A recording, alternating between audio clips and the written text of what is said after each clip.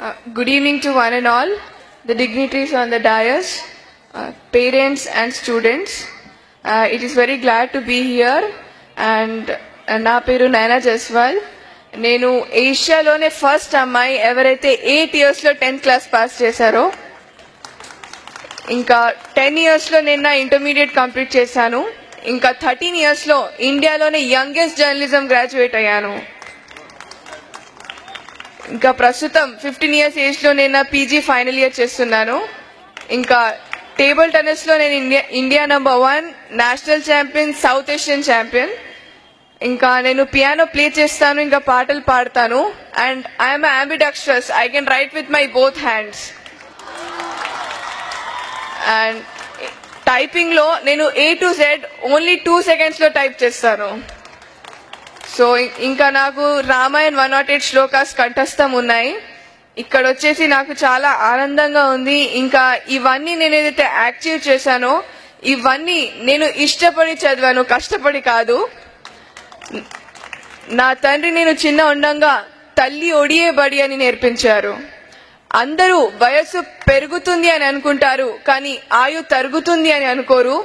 కావున సమ వృధ చేయక క్షమ పడాలి అని నా తల్లిదండ్రులు నేర్పించారు. చెట్టుకు కాయ బరువు కాదు, కానీ ఈ రోజులలో ఆడపిల్లలు బరువు అవుతున్నారు అని తరుణంలో దీనిని తప్పు అని రుజువు చేయడానికి నేను కిరణ్ బేదిని స్ఫూర్తిగా తీసుకుంటున్నాను. కన్నీటి వర్షాలకు కష్టాలు చల్లారవు, కావున ఆడపిల్లలకి మార్గం చూపించేది తల్లిదండ్రులే. అందువలన నా తల్లిదండ్రులే నా జీవన ఆధారం. ఇంకా కొండకు సైతం గుండె పగిలే విషయాలు వెలుగులోకి వస్తున్నాయి. అది విజయవాడ ఆయేషాయే కానీ, ఢిల్లీ నిర్భయ కానీ. సో అందరూ ఆడపిల్లలు బలి కాకుండా ఝాన్సీ లక్ష్మీబాయిగా మారాలి అని నేను కోరుకుంటున్నాను. ఇంకా నీతి, నిజాయితీ, క్రమశిక్షణ, త్యాగం, ధైర్యం మరో పేరు మా నాన్న అశ్విని కుమార్ గారు. తీర్పుకు మార్పు అనే మాట నాలో లేదు. ఒక్కసారి నా పేరెంట్స్ బోధించారంటే అది కావాల్సిందే, దాంట్లో మార్పు అనేది ఉండదు. ఇంకా ఏ క్రమశిక్షణ లేకుండా, ఏ లక్షణం లేకుండా సంచరించడం మృగంతో సమానం అని నా పేరెంట్స్ బోధించారు. నేను చెప్పేది ఏంటంటే, రూపాయల కన్నా రూపం గొప్పది, వేల కన్నా వినయం గొప్పది, లక్షల కన్నా లక్షణం గొప్పది, కోట్ల కన్నా కొనలేని మన విద్యార్థి జీవితం గొప్పది.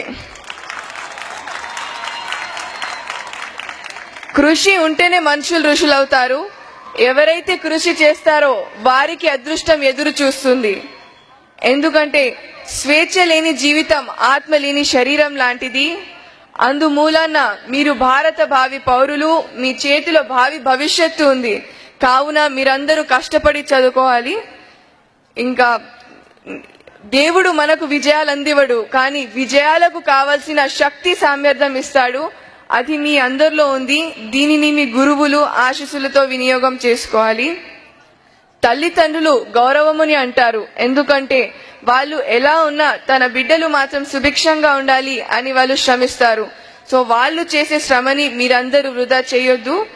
ఇంకా ఈ హిందూ పబ్లిక్ స్కూల్లో ఎన్నో అనురాగ అనుభూతులు ఉన్నాయి.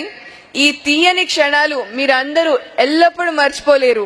ఎందుకంటే పూసిన పువ్వు వాడిపోతుంది, పండిన పండు కుళ్ళిపోతుంది, ఎండిన ఆకు రాలిపోతుంది, కానీ నమ్మకంతో ఏర్పడిన మీ అందరి చిన్ననాటి స్నేహం ఎల్లప్పటికీ నిల్చుంటుంది అని నేను కోరుకుంటున్నాను.